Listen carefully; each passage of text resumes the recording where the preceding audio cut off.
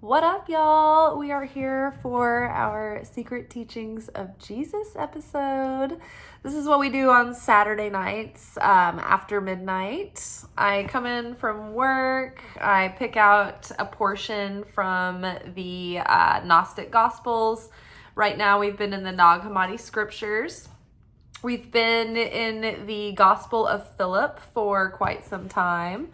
Before the Gospel of Philip, we were in the secret book of James. That was a really good time. I was always under the assumption that the secret book of James was written by James, Jesus's brother. But since then, I have learned that there were two Jameses as far as the disciples go. And I'm not sure if either one of them were Jesus's brother. But Jesus did have a brother named James. But neither here nor there. I just find the little details so fascinating about the disciples. Just the fact that Jesus had a brother. What must that have been like? He may have had other siblings. I would like to know more about just mundane facts about Jesus. In the show, The Chosen is about Jesus as he's meeting his disciples and getting into his ministry. And one of the episodes, Jesus comes home for Rosh Hashanah, and Mary has made a challah loaf for their chamatzi, and she put raisins in it, and it's like to sweeten the year. But he's like, Eva, raisins. Like, he didn't like raisins. And I was like, oh my gosh, I wonder if there were any foods that Jesus like didn't like. I wonder, just like things like that. Like, oh, Jesus hated raisins. Wouldn't that be funny? Like, it's just like an odd little thing that really brings him into the 3D, and off the page. Okay. So our portion today, and so if you are just joining us and you're new to this, so the Gospel of Philip has been less like dialogue and scene work and more like these cryptic portions of text to meditate on. And yeah, they've really given us a run for our money. I've been really enjoying them, honestly. It's really kind of fun to sort of dissect and interpret them. But yeah, without any further ado, let's get into it. I'm also not a theologian. I just was interested and curious and thought we would do this for fun. So I come in from work. I open up wherever we are, which is the Gospel of Philip, for instance, tonight. And I will read and scan through until a portion stands out to me. And then I start kind of getting insights and downloads on that. And so then I just turn on the camera and we just go to town together. And we just knock it all out as it's coming through. Okay, so our portion tonight is called The Wedding Chamber. Animals do not have a wedding chamber, nor do slaves or defiled women. The wedding chamber is for free men and virgins. So this is all metaphor. I think it should be noted that I'm not like a theologian, but I am a Kabbalah student. So I do understand a lot of the references they're making that would, to an untrained ear, sound like malarkey or baloney or like just random nonsense or just random vague poetry. But many times they are making very specific references. So what is the wedding chamber, first of all? Well, okay, so let's think about the wedding chamber literally speaking before we delve into what the wedding chamber is representing. So let's think of a wedding chamber. So it's a nice space, usually like a bedroom, a boudoir, where the bride is preparing herself to receive her bridegroom. She's preparing for the wedding. That's where she gets ready, and she's attended upon by her bridesmaids and her female family. And she is prepared for the wedding. And then after the wedding, she comes back and she refreshes. And then before the wedding night, like, she'll be in her bridal chamber and she'll be preparing to receive the groom. So the wedding chamber is where the bride is prepared. Now, who is the bride? We are the bride, all of us. And who is the groom? God and Jesus the Christ. So the groom is representing the divine masculine, right? And so that's when the vessel receives the light. So as reality, all of reality, we are the bride, we are the feminine, we are the womb of the universe that is here to receive the light of the Creator. So everything in the universe is really just light and vessel, light and vessel, light and vessel. So the metaphor of us being the bride, receiving the king, as our bridegroom, is a metaphor of when the light comes in and we can receive it, and it is made into new life within us, new consciousness. When we can receive the light of God, when we can receive the Christ in our hearts, and that consciousness comes alive within us, and it brings our heart to life in a new way, and we're able to start transcending and evolving within our soul, and we are starting to elevate our soul through that Christed activation within us. So the wedding chamber. Animals do not have a wedding chamber, right? Because animals are just base instinct. They don't have a higher consciousness or a higher desire to become more like the light, right? So the animals don't have the kind of self-control where they choose, I guess that's not true. They do choose their mates with care, and some of them have their mates forever. So I won't say that. They are choosy about their mating, but they don't, when animals mate, they mate to create offspring. They don't come into soul union like human beings do. When human beings, there's a difference between when human beings are animalistically having sex, and it's just your base instincts, and it's going on a reactive nature, and just as a response or a reaction to our flesh needs, and there's not a lot more depth put in it, and it's just sort of like Burning Man, and it's just animalistic, base hedonism with no soul involved. And then there is the act of coming into sexual union where two souls are consciously connecting in love, and they are in a more sacred union and exchange, right? That is a more divine aspect. That is when there has been restriction practiced, and it hasn't just been in the heat of the moment, oh, I just lost control of myself, I gave way to my, urges and instincts, right? So that's the difference between animalistic human approach to sex and animals approach to sex and the bridal chamber, right? So animals do not have a wedding chamber because they don't prepare for one another to that degree. They just go for it. They might have a mating dance or something like that, but they don't have to do the inner work. They don't have to read relationship books. They don't have to learn how to speak each other's love language. They're basically just instinctual with some affection, right? So animals don't have a wedding chamber, nor do slaves or defiled women.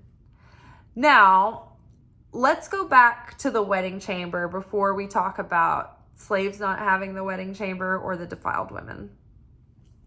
So the wedding chamber, metaphorically speaking, what is the wedding chamber?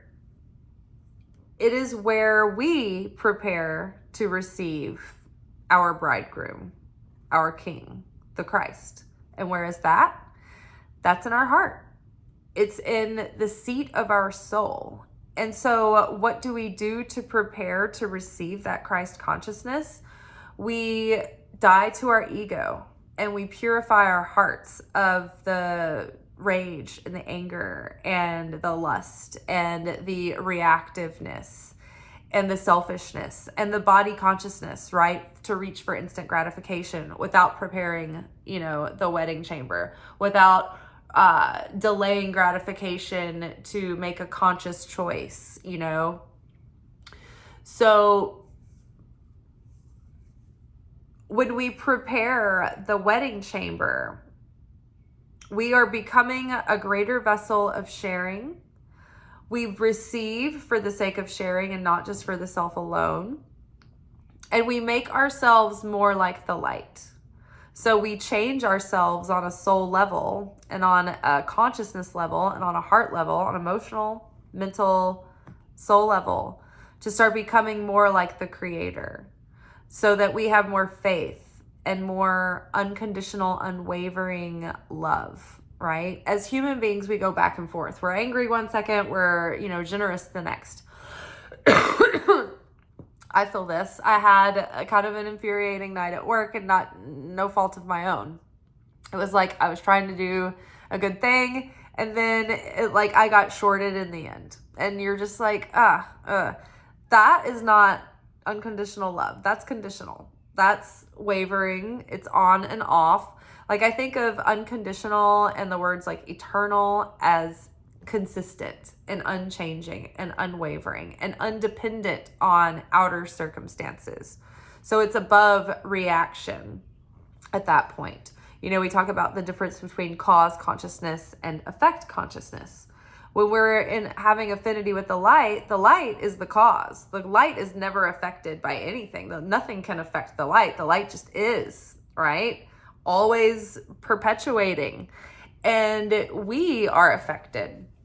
And so in life, when the circumstances change and, things present different varying variables that we weren't expecting, it can throw us off emotionally. It can put us in a bad mood. It can change our thoughts. It can change our perspective. We react. We're reactive. And so when we're reactive, we're not in a state of self-control. And we're not in a state of cause consciousness. We're in a state of effect consciousness. And then we're not in a state of sovereignty or in free will, because we are in a state of default setting, reacting. So we're in that animalistic state. So the wedding chamber, this is the preparation of the heart. This is receiving the Christ in the heart. But it's not just done for us. There is something that happens that's out of our control, and it's grace. But we have to participate in this. We have to meet it halfway, because it's still our choice of whether or not we're going to go into the world and act like a dick. Okay.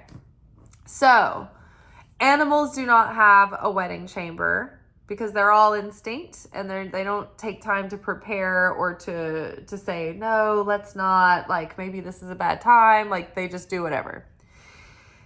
So, nor do slaves or defiled women. So I also feel that the wedding chamber too here is a state of bliss that you cultivate through self-emptying, through doing the healing work. The wedding chamber is where the bliss, the ultimate bliss happens, and then rest, right? And so in last week's episode, we talked about slaves. Spiritual and mental slaves. That a slave, a person, literally a slave, or metaphorically a mental slave, cannot rest. They have no peace. They have no rest. They can't separate themselves or detach it's like any little thing goes off and they're like, what was that? What do I need to do? You know? And so it's not, they don't have sovereignty over their mental landscape, their consciousness. So a person who doesn't have their own sovereignty over their consciousness and who cannot achieve rest or bliss, like they do not have a wedding chamber, right? Because they do not have the capacity to receive or be in that Christed state of consciousness yet, because their mind is still enslaved to outer circumstance, right? Fear snaps and they jump, right? So this is why Passover, leaving the bondage of Egypt, leaving the slavery of Egypt, is basically the underlying like root core of everything that every Christian and Jewish feast celebrate to remember. There's always a reference to the Exodus during every Christian and Jewish holiday. Because every time we are remembering and celebrating and reinforcing our exodus from Egypt and being freed from the enslavement of the mind and the emotions and the body consciousness, the flesh consciousness that keeps us in fear and addicted, right? And reactive and out of control, out of possession of our sovereignty. Okay, now defiled women.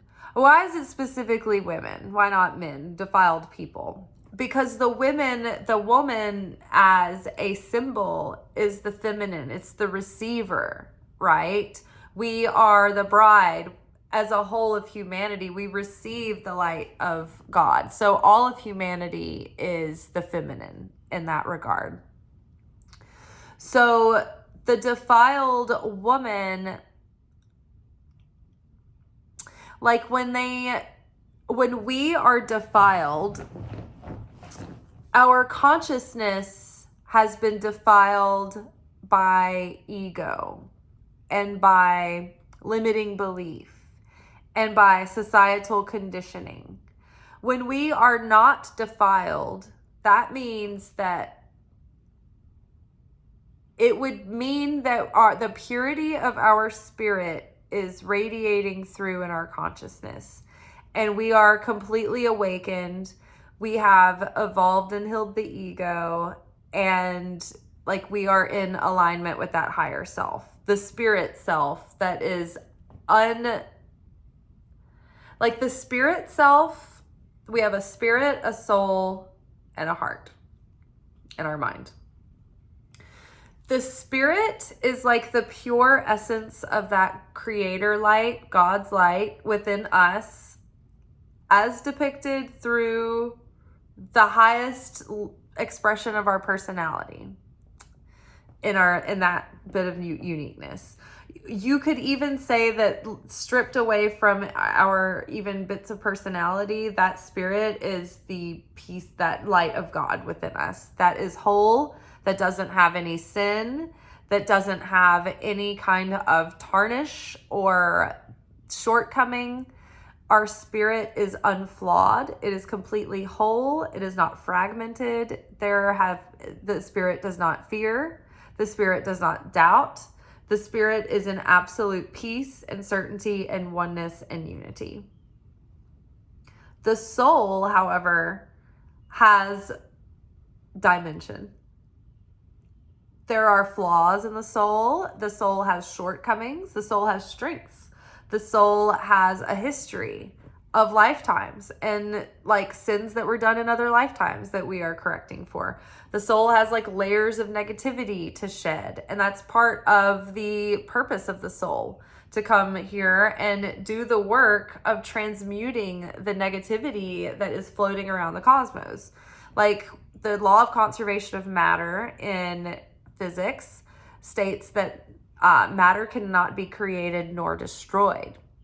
And so the only thing that that can happen to matter is that it can be changed and transmuted.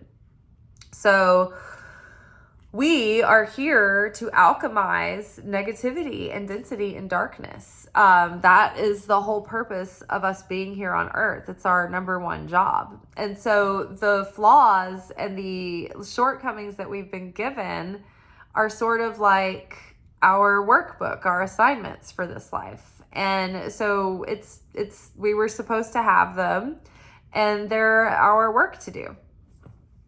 So the defilement is not necessarily like the metaphor is a woman who has been taken before marriage and maybe even against her will. But really what it's talking about is our consciousness as the feminine, the internal realm, right? It's not the outer expression of us. It's that internal level of us that has been defiled by negativity, by the evil powers that are trying to like steal our light and dim our joy and dim our faith, right? And cause us doubt and fear. So those things defile our perceptions, right? The wounds and the pain and the harshness that we go through life leaves us with maybe less than positive impressions about ourselves, right? Self-image can be defiled. It can leave us feeling not worthy and undeserving. And so these are the ways that we've been defiled in our mind. It's like all the ways that we've been left with scars and negativity and confusion. And so, a slave or a defiled consciousness can't find that rest, cannot find that bliss. And so what happens in that wedding chamber is bliss and rest and union of the masculine and feminine, the coming together of spirit and flesh, the coming together of bringing the internal insights and spiritual truth, bringing it external into physical expression, right? Jesus was an example of this.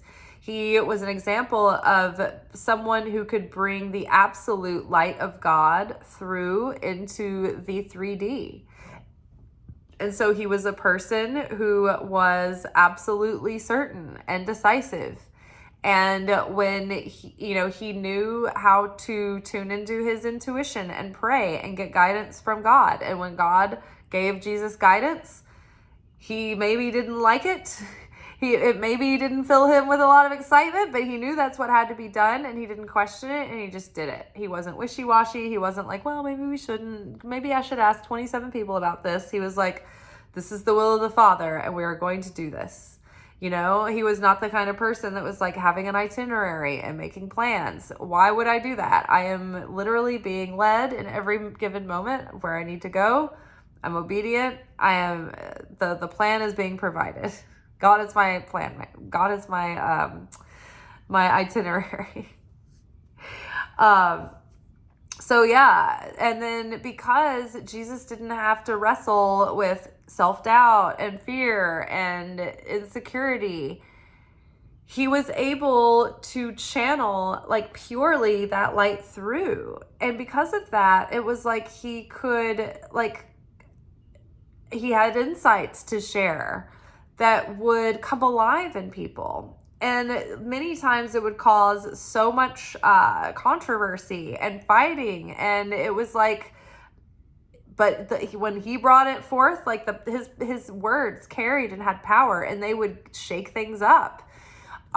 When, he could perform miracles and wonders, right? Because he had no doubt. There was no resistance. He was able to be a perfect channel of the light through his physical vessel, the uniting of the divine masculine and the divine feminine.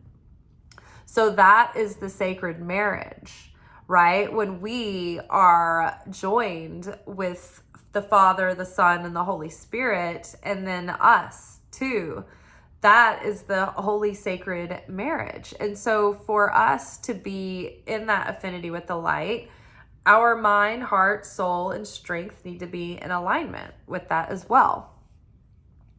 So the wedding chamber. Animals do not have a wedding chamber, nor do slaves and defiled women. The wedding chamber is for free men and virgins. So animals who are all instinct, who are all self-gratification, the body consciousness, receiving for the self alone, receiving, to pacify the body needs. That is an animalistic level of consciousness. It's a level of survival. The animals can't have a wedding chamber. They can't have that. They can't elevate the soul. They can't awaken. They can't have a conscious or spiritual awakening. They can't have enlightenment and bliss. They don't go that far, right? In order to experience bliss, you have to have the ability to have the absolute exact contrast of that. And so that's why human beings are capable of such heights, because we also are capable of such lows as well.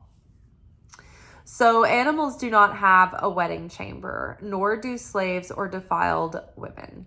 So nor do slaves. Okay, so a slave, someone who is in bondage to the material world and to their fears and to lack and to doubt, and who are controlled by outside forces and don't have their own integrity, they don't have a bridal chamber either. They don't have a place to meet the king, right? Because they don't have the capacity to have that. They haven't created the space. They don't have the capacity to go there. They don't have fertile ground to plant the seeds in. They haven't, there has to be a way in with people. Have you ever tried to explain something to someone and it's as if they're from a complete other planet? They just don't get it. And you can try to give them the instructions and they just have no idea. And maybe they just needed to be able to see it all together before it made sense, but you give up wasting your breath because you're like, forget it, I'm just going to do it. You have no capacity to have this. They don't have a bridal chamber, right? They don't have the capacity for someone to meet them there and it take root, right? Does that make sense as a metaphor? So animals don't have a bridal chamber because it's all instinct. It's all reactive. It's all, I just need this to survive. I want, just gimme. Feels good. Hungry.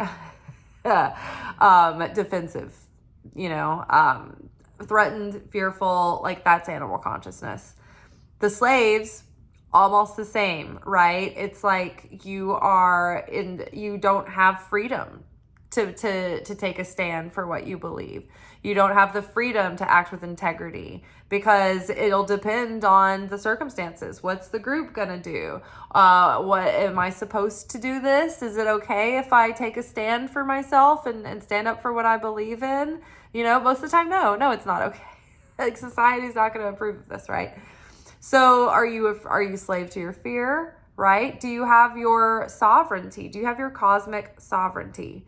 Do you have ownership over your mind and your consciousness and your willpower and your ability to choose regardless of how you feel or what your thoughts are? You can actually make a discerning choice separate from that. That is cosmic sovereignty. That is free will.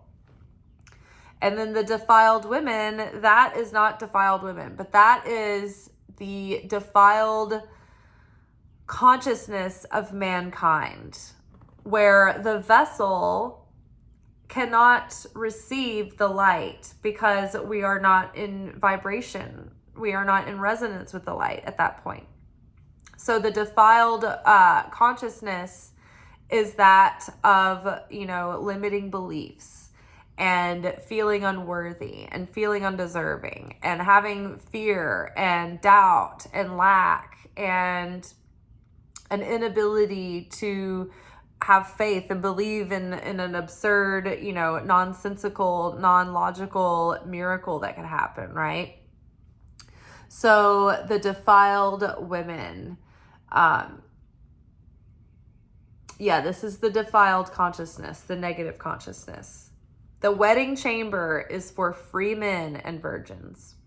And so the wedding chamber, the place where we meet the king, where we receive the bridegroom, where that holy sacred union happens, where the divine feminine and the divine masculine are joined in bliss and harmony and rest and spiritual awakening, when we can receive the Christ, when we can receive the light of God, and when we can channel that light through and share it and reflect that back out to the world, that the wedding chamber is for free men and virgins. So the free men is a free human being that has possession of their own heart and soul and will and thoughts. And even if they are temporarily disrupted or upset, they can have enough self-control to get through that temporary stimulus and get to the other side of it, and don't make any false moves. Like, don't do anything reactive or rash before they've calmed down. And then the virgins are when we are pure of mind and we don't have like self-deprecating beliefs, and we don't already have negative assumptions, and we can come with a clean slate and with a child's mind, willing to trust and be open and take insight and guidance from the Creator without questioning and without doubting and without resistance. So the wedding chamber. Animals do not have a wedding chamber, nor do slaves or defiled women. The wedding chamber is for free men and virgins. So that place where we find bliss and we find harmony and we connect with the Creator is in the seat of our soul. And I think that is a bridge that is bridged from the heart, through the heart. And so we prepare our hearts, and we prepare our consciousness, and we prepare our minds, and those things become aligned, and we act out in integrity and in alignment with our beliefs and our convictions and our values. And we choose with free will, and we can practice restriction and say no to ourselves. And we can, make sacrifices and do acts of sharing, right? And receive for the sake of sharing and for the greater good.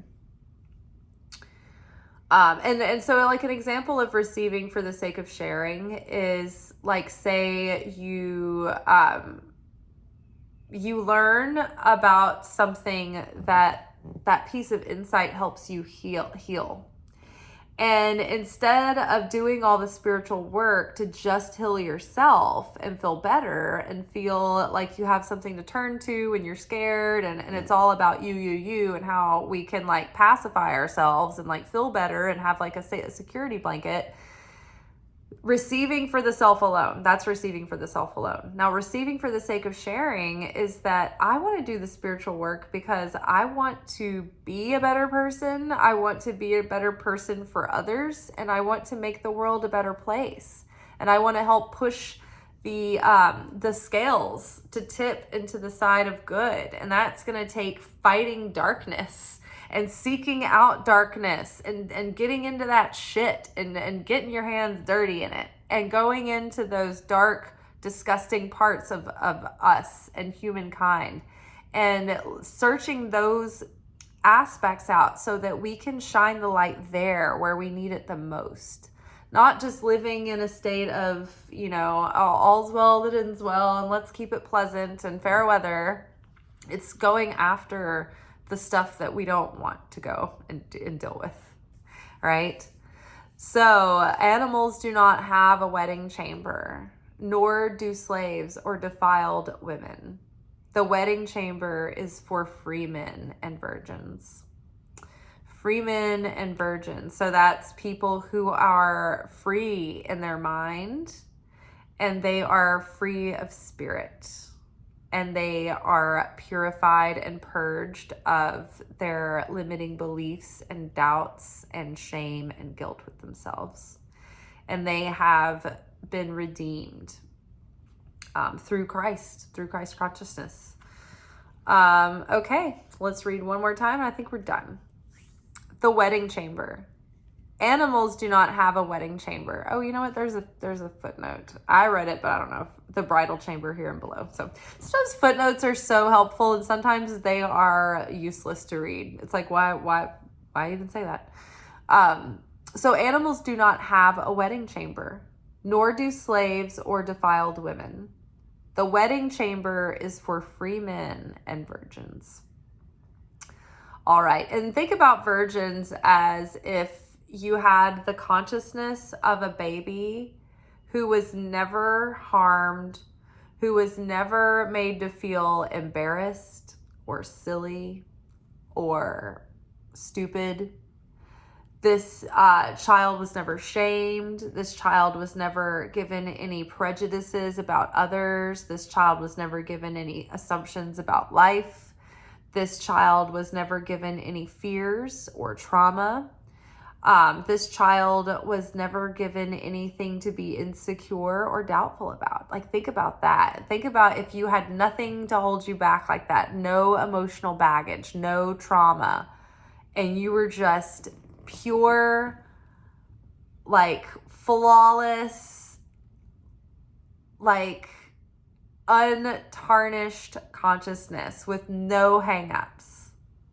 That's what they're talking about when they're talking about the virgin, the defiled versus the defiled, right? And I know, I mean, none of us are virgin. The moment that we are born and we overhear our parents talking about the stresses of being adults, that's it. We're defiled. We have all of that like pursing through our subconscious at that point. And that's when it starts. It starts actually when can hear from inside the womb. But yeah, it really doesn't start setting in until, we're out of the womb and into the world. That's when the soul is brought forth, and that's when Tikkun starts. I'm pretty sure. Okay, you guys, I think that is all for tonight. Happy Mother's Day tomorrow. Animals do not have a wedding chamber, nor do slaves or defiled women. The wedding chamber is for free men and virgins. Shabbat Shalom. Happy Sabbath. Happy Mother's Day. I will see you guys tomorrow night. I'm working a double tomorrow, so I'm going to be probably crusty, salty, and sour and bitter. Or maybe I won't be. Hopefully I'll be undefiled. All right, y'all. Ciao.